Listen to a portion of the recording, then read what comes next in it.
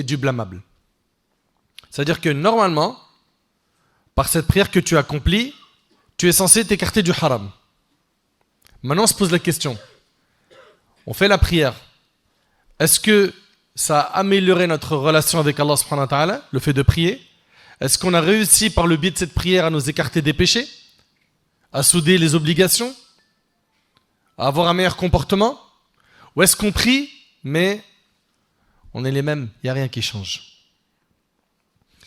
Très rapidement, on va faire un petit constat qui fait un peu mal au cœur. Parfois, j'ai bien dit parfois pour ne pas généraliser, tu rentres à la mosquée, on fait la prière en groupe, puis après un de nos frères, il sort de la mosquée, il allume une cigarette. Il est à la mosquée, dans la maison d'Allah.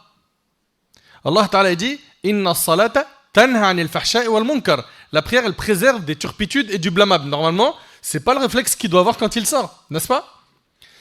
Il va sortir de la mosquée, aller au travail, et au travail, vulgarité, malhonnêteté, il fait mal son job, etc.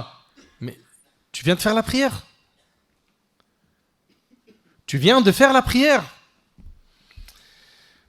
Ou bien certains de nos frères ou certaines de nos sœurs qui vont faire la salat, puis ils vont sortir avec des tenues vestimentaires qui sont interdites en islam. Mais tu viens de prier. Et Allah subhanahu wa ta'ala, il a dit, la prière préserve de la turpitude et du blâmable. Et là, en fait, on s'aperçoit qu'il y a un problème. C'est compris, mais la prière ne porte pas ses fruits. On prie, mais pas grand-chose change. Je suis le même.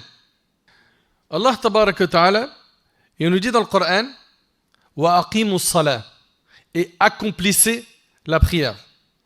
Dans un autre verset, wa aqamus salah, ils ont accompli la salat.